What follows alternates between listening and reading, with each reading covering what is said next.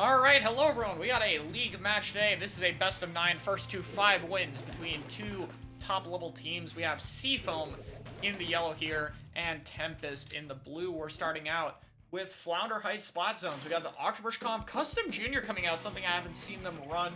And Seafoam's been doing the kind of new thing we've been seeing a little bit, which is Barry on the heavy spot lane. Pretty interesting. Both teams going to have a bit of a neutral opening here, going to be waiting for an advantage to be here. Octobrush is very good on this map. Looks like both teams are opting to set up. Early Crab Tanks pressure the other side of the roof. We're going to have Tri-Strike up in a second. Both teams being very patient with each other. Max is going to try to initiate a push. Crab going to shut that down. Rush finds another kill right away before going down to Barry. Rotated on the roof, going to pressure the machine off here. Wave Breaker set up in front. Wave on both teams. As Tempest is slowly starting to gain the roof. If they can kick Shadow out of that spot, that's the main area they need to get control over, and that'll limit the approach options. But nobody's taking this right wall here. You're going to need to get that or to keep the other team out. 2 kills, though, for Tempest, getting a lot of map control. The Custom Junior helping out the Octobrush. They still do go down. Nice kill from Barry, and they're coming right next to their Wave Breaker. Gonna have Tri-Strikes coming out from the Slosher, trying to open something else. No one on Seafoam really going for super big of a flank, though. Everyone on the left side, and Max gets caught out a bit early. Madness with another set of Tri-Strikes. And the Crab's gonna be battling here. Finally finds a pick on the machine.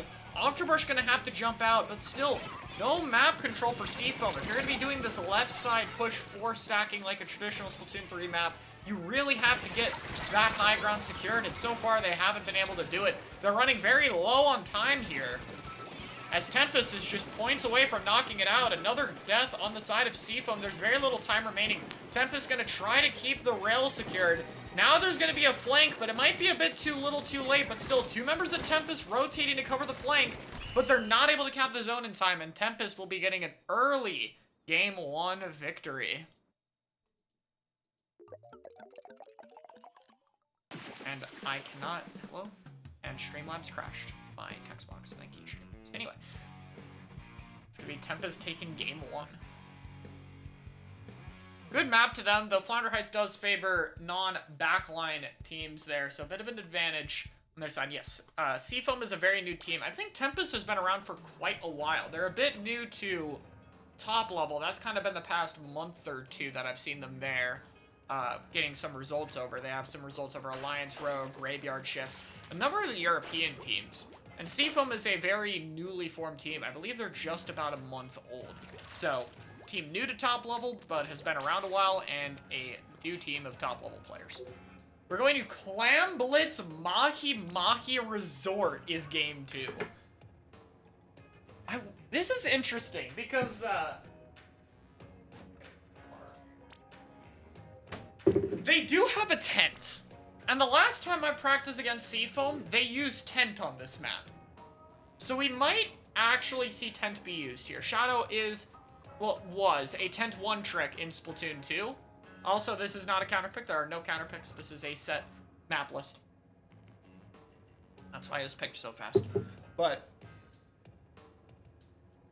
I think this is still a very good map for Seafoam, though. Heavy's good here, E-Leader's good here, Chargers is the main thing Barry plays, and I think in general, a tent counter pick is pretty strong. There aren't too much experience against good tent players. Obviously, tent has a lot of problems, but this is one of the best maps for it in the game, and it's one of the best players with plenty of experience on the weapon.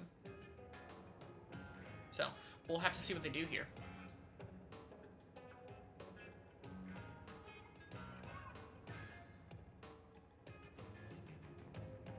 Henry taking the time picking the weapon. I'm also curious if we're going to see the Custom Junior from Tempest. Custom Junior's just slowly been getting more and more popular. I'm seeing more and more teams run it. I do think C Junior is very good. So I am curious if Tempest is now implementing that, because I've seen them with a normal Junior, but Custom Junior tends to work a bit better with crab meta, so I wonder if this has been a change in their comp. They want to try running C Junior over it. Barry going to be sticking with the heavy? No tent today. They're going to be sticking with the double splash. And nope, there goes the C Junior. We are back to the normal one is the only change for Tempest. Gonna be a bit difficult for them to push in here. Very small stage, so aggression is still possible, but it's also very flat, very limited. The islands are not possible to jump across on this mode. It's the only one where you can't really use them at all. We're seeing a very early crab to take control of the enemy snipe. And that crab is going to set up the second crab, but it looks like it's being contested early enough. It gets shredded. Being able to pop your crab first is very important. I think that slight hesitation made the difference. And Seafoam is immediately getting bullied out of position. Tempest is setting up for an early push. They're going to be using the bubble to secure the basket, but placed not quite far enough, shrunk a little bit, and that led to them going down. That's 3 down, 4 down. Booyah Bomb not even being thrown. Actually, smart to not throw the Booyah Bomb. He'll retain a little bit of the special charge, whereas if he threw it, he'd have to build the whole thing over again for as expensive a special as the machine. That's important. 2 immediately go down. The state of 3 go down on Seafoam. I can't even see what happened. Spectator moved to overhead, and 2 people just died. And that means Tempest is now holding mid. That could have been a very devastating push after a wipe, but it got ended pretty early. Machine goes down, Crab shreds the bubble, not before a trade happens. Counter Crab finds the heavy, but it's a 1v2 here. And we're seeing Seafoam push up. Shadow does get picked, though. Very important kill. The other Splash gonna try to hold this, but Phoenix helping his teammate out, making sure to back up this Splash player. If they can find the kill, that's big there. Gonna deny the Crab from being used. Not really too close to our own quite yet. It's been a very neutral opening so far. Both teams trying to just find some amount of room. Really good wave breaker spot. Going to be putting pressure on the entirety of mid. Barely dodges the Fizzy Bomb, and we see Max and Madness pushing in here. We have a Crab behind them for the follow-up, but the ball has to get there. Red Shell goes down. They could toss the ball over the ledge. I think they're going to opt to swim it up. And this is where they're going to miss the football, and then we're not going to have the Heavy set up. The Heavy's actually going to have to play over here. He still trades somehow. That was not according to plan, but Heavy made it work, so there we go. There, Red Shell going to be cleaning up. Not going to be a lead swap, and not going to be low enough for the water level to drop. That's a bit unfortunate. I think if the Heavy was able to be in the right position, being able to set up there would have been really difficult for the short-range weapons of Tempest to push up in. Unfortunately, just used a little bit too early, and now we're starting to see that counter push and take advantage of the wipe. The Booyah, Zipcaster, and the Crab going in. Zipcast does get picked, though. The Crab gets broken. And Tempest not able to get any new points on the board. Works through the penalty a little bit. But Seafoam's now in prime position to push. The Brush has to stop it early. Finds a trade. That is okay, but the Crab is still here to set up. 2 Crabs, actually, and 2 footballs. They need to pop one of them now. They're wasting too much time. You want that first Crab up. There we go. Finally gonna get an opening. 2 of them go down. They can afford to hold on to the other Crab. Probably gonna use it second a bit further ahead. They have to be careful for Red Shell, though. Though the Crab manages to tank the Brush just long enough. 3 footballs at the enemy basket. The Crab cannot grab or throw them yet. We see another missed football, but Seafoam manages to recover the ball this time with a lot of clams. It's not enough for the win. They're gonna have to go back and recall some, but that's not a far distance. Madness goes down without finding any others. Tempest has to move, but do they see Shadow coming from the side angle? They don't, and Shadow is gonna secure a knockout, putting Seafoam on the board.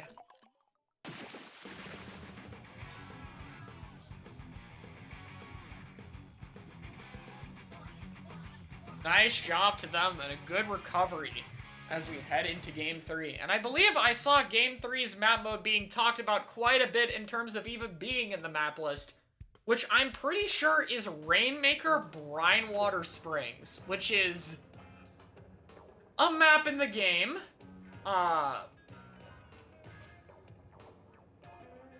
Yeah, it's a map. So it is going to be a little bit harsh. It's going to be very quick. Oh, no, it's Tower first, and then I think it's Rainmaker Brine. Yeah, Tower Ink Blot's what we're going to be seeing first. Or no, Tower Sturgeon. Ooh. Sturgeon is a very Bucket-favored map, and I'd even say it's a very Charger-favored map. I'd say this is another one that leans towards Seafoam.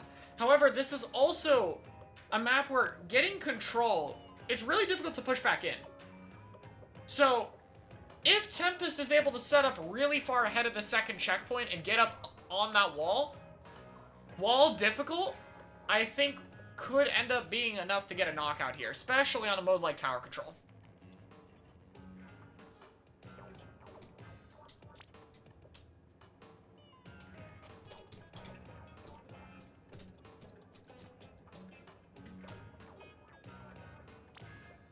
Anyway, so far 1-1 set going into this next match.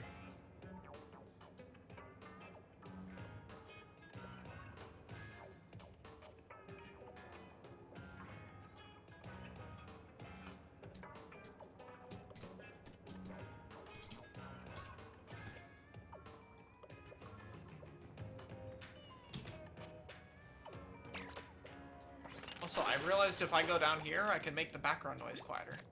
Look at that. Nice and peaceful.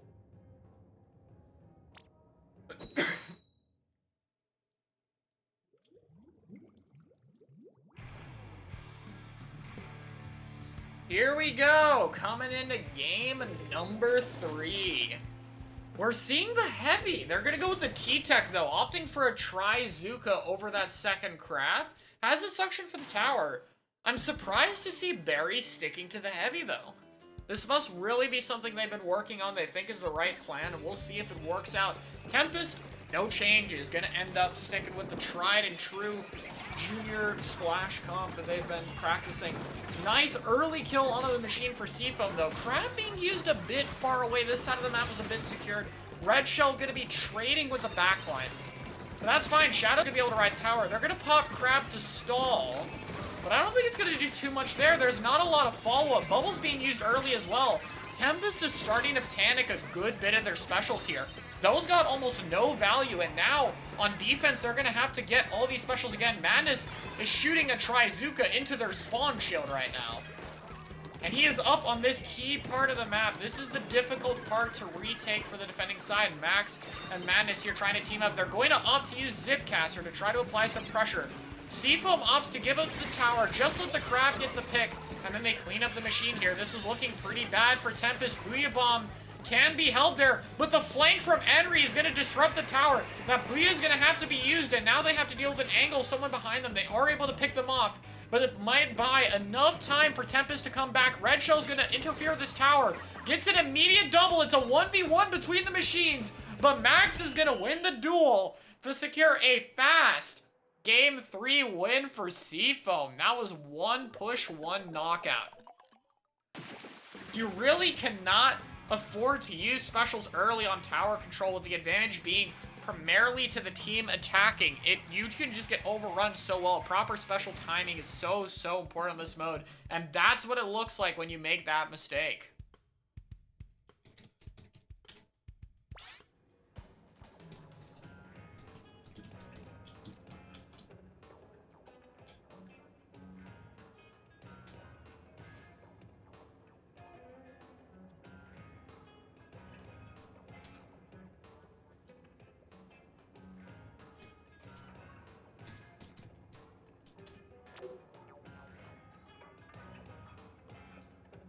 Alright, now we're seeing the Rainmaker Brine Water. This is such a chaotic map mode. It's such a limited route. It's such an overly aggressive one.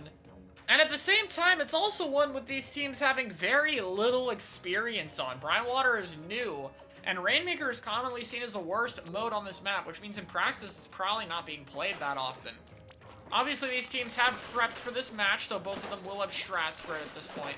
But it's definitely going to be one of the least familiar map modes. And I don't even think I've seen a game of it being cast normally. So we're going to have to see what these teams can do.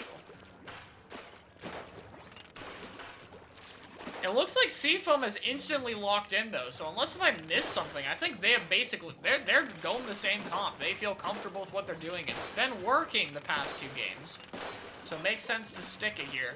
Heavy might be a response specifically to deal with Tempest now that I think about it. It's a lot of aggressive weapons, and especially Octobrush having that Zipcaster can be problematic for Chargers to deal with. So maybe the reason they're sticking the Heavy is just to be able to self-sustain a little bit more against the aggressive comp that Tempest has. Give them a little bit more survivability to deal with things like the Zipcaster without needing as much help from their team. Which I think is actually a pretty good idea when dealing with this team. We'll have to see, though.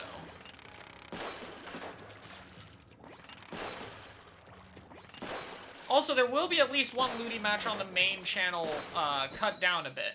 It'll be some of the more interesting sets, but there's one with Ascension versus Penguin that will be on here at some point, which was one of the best sets I've ever casted. I think you guys are going to like it.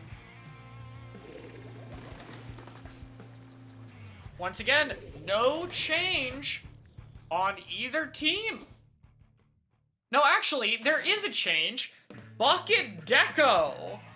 We're going with the Angle Shooter Zipcaster kit for this one. This is one of the better Zipcaster maps in the game, and in particular, the zip spots are amazing for Bucket on this map, and it's a very good slosher map in general with just the amount of slopes and angles to pressure. So I'm very curious to see what happens. Madness going very aggressive, going to be getting an early pick, and the machine goes down as well to Max. This checkpoint does not require a lot of distance to secure. They would love to get this out of the way. That crab is trying to prevent it from happening. The bubble's coming out defensively. And Red Shell's going to flank the Rainmaker. I think they should have gone for the checkpoint, but the Rainmaker able to kill Red Shell. That's a huge pick for them, and they'll be able to clear this checkpoint safely. Barry will now be able to use the Wave Breaker before re-grabbing the Rainmaker. Part of the benefit of this checkpoint, or at least he would be able to do that if the bomb did find a kill. But the Trizuka immediately going to be finding two. We are now a 2v1 Bucket behind with the Zipcaster. Finds one, going to be recalling, but Red Shell goes down. Rainmaker going to just be running for points. Going to be line markering just to be safe, you know. And Tempest not able to quickly get back in time to stop the Rainmaker. Max going in front of it, going to die, just trying to take a bit of time. And the Rainmaker makes it all the way to 21. Now here's a dangerous part of this map mode though.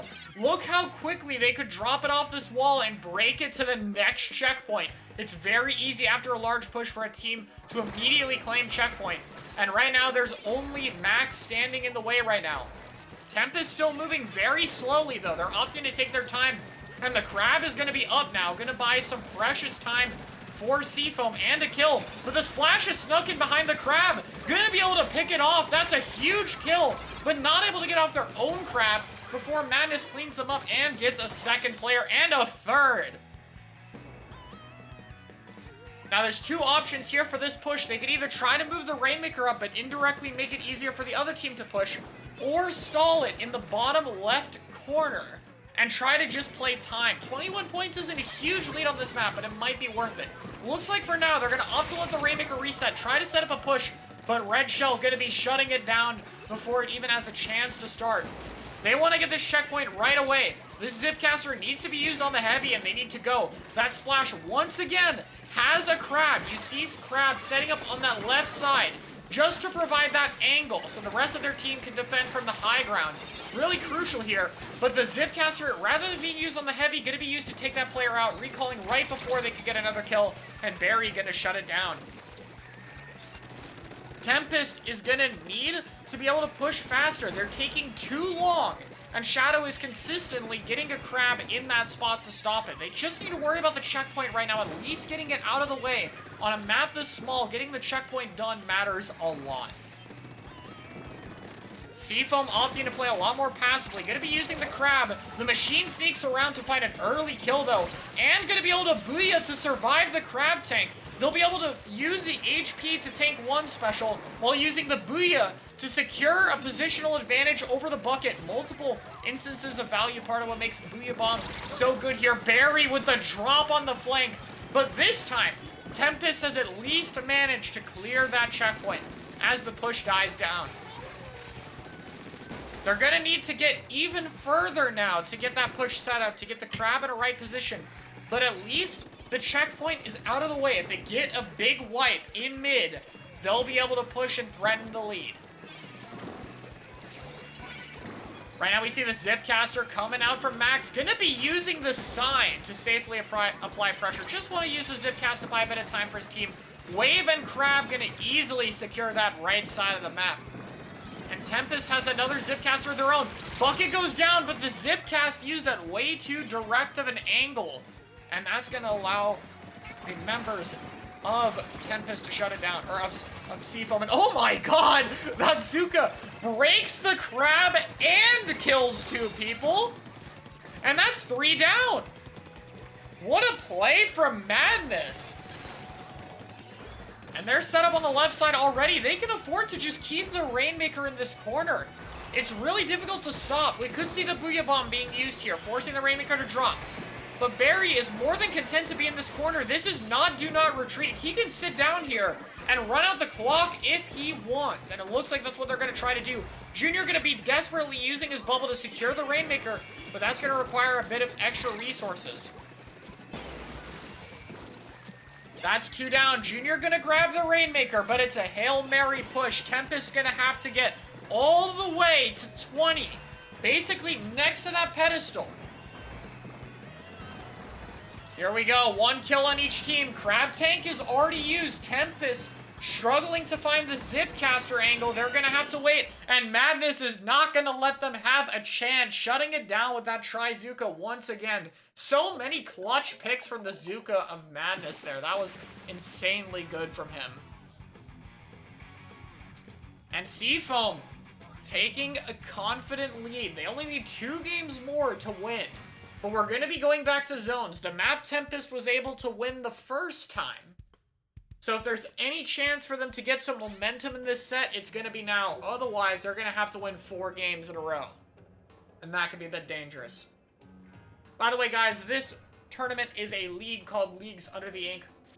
It has divisions for every skill level, regardless of your rank and team experience. There are 12 divisions this season, X through 11.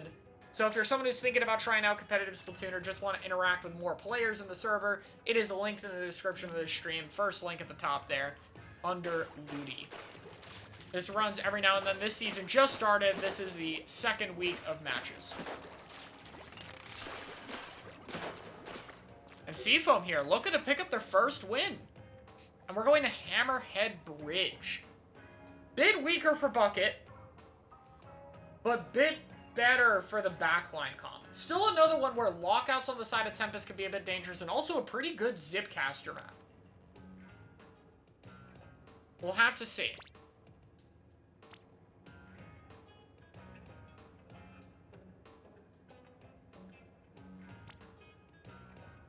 Right now, both teams locking in.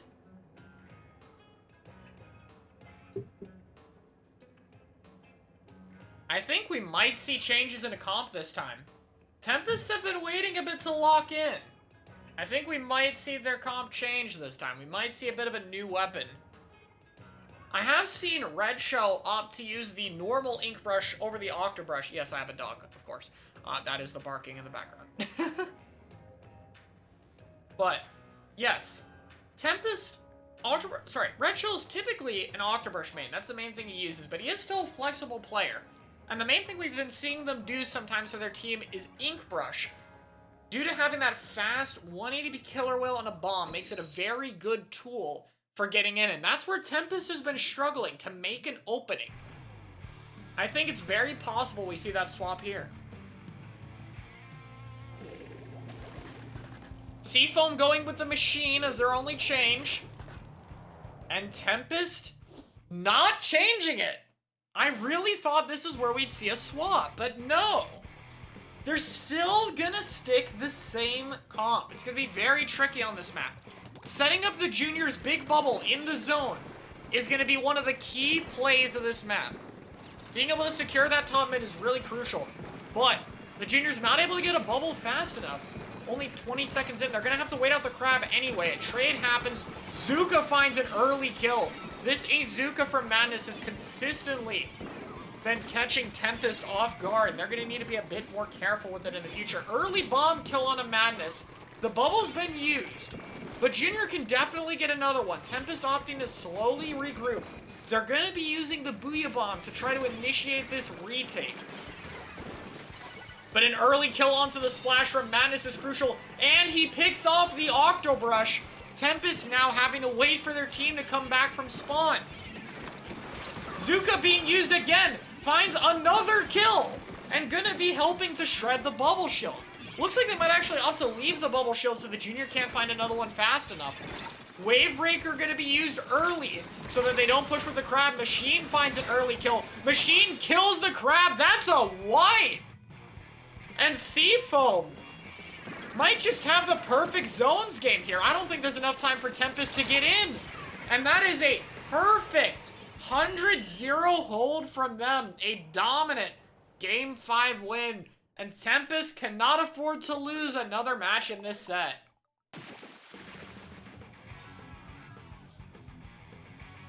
They had the Booyah ready to push, but Tempest was just consistently going down to the members of Seafoam. Picks from Madness, especially with that Try-Zuka, have just been putting a lot of pressure on them, and they've been really struggling.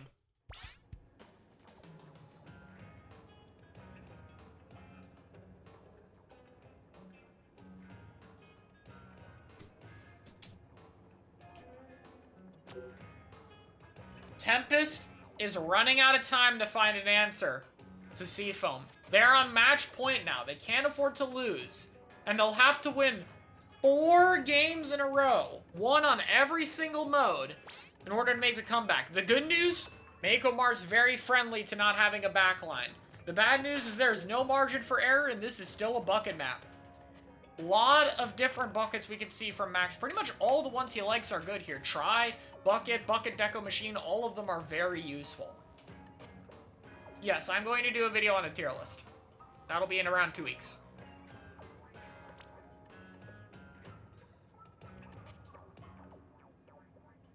We'll have to see what Tempest can do here. They're gonna have to make the comeback. We're gonna debate, again, are we gonna see a comp change?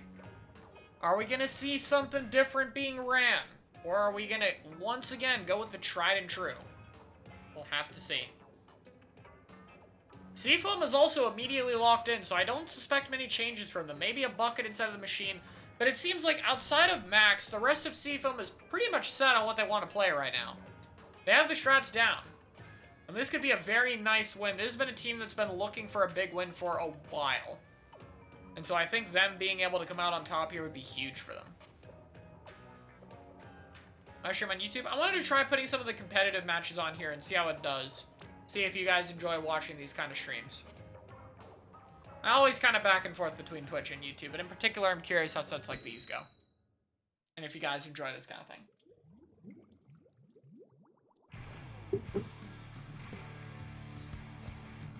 With that being said, though, game number 6. No changes from Seafoam and Tempest. No changes. I keep on thinking they're going to change their comp, and they keep on not changing it. This is really good for their comp, though, so maybe they think this is the map they want to do. Here we go, though. Both teams with a slow start. Tempest going to opt to have 2 people painting in their spawn to get an early crab and bubble. But that's in sharp contrast to the Machine and Octobrush, who have been playing aggressively at the start. And that means those 2 members are being left on their own and immediately picked off, and now the bubble value is already being mitigated. Still not too bad. Still was able to find a pick on a Madness, but definitely a mix-up of paces in the opening. Early Crab comes out, finds a kill on a red shell with some fall-off damage. That was not the AoE, I believe. Madness has that Try-Zuka. We've been seeing it do a lot lately, and that football is probably going to be the target. Waiting for the right opportunity. There's 2 kills, but Madness gets picked. Bomb finds another. Junior's stuck. Gonna opt to jump out. Remember, this isn't Splatoon 2. You can jump to spawn with the Power Clan. There is no invincible shield. So you are able to jump out without losing the pity. And right now, Tempest has been pretty set up. They're gonna Booyah and Crab. The goal here is to get the bubble set up under the basket. But they're gonna place it a bit further away. Zuka coming out from Madness, but not at the right angle to shred the bubble. Still able to find a pick, though. And it's only the Octobrush. Good score coming out from Tempest, but it definitely could have been more points with the amount of advantage they had there. Octobrush barely not able to find a kill on Madness. That would have been huge. But now they're gonna have to deal with that Splattershot player. The brush going around for the angle. Madness is barely alive right now. Sees a jump. Wants to get that kill. Does find Madness there. Barry goes down. The 2 kills go down. And there's a flank onto Seafoam. That's a lot of damage. No football being made yet. Clam's gonna be tossed desperately. Trying to make a ball. There it is. Bubble being placed in the right spot this time. And now Tempest will be able to use that to safely score a lot more points. Finally get shredded. That Heavy doing a good job of taking care of it. But now, Tempest has the left side here, and they're going to try to use that to keep points open. The Junior is going to opt not to score in this case, though. It looks like they're going to play to regroup and get another push started rather than risk going down. Madness able to trade here, but Tempest remaining in control of the map. Junior is going to be able to make another ball, and they're going to be scoring once again. Penalty immediately worked through, and more points being scored from Tempest.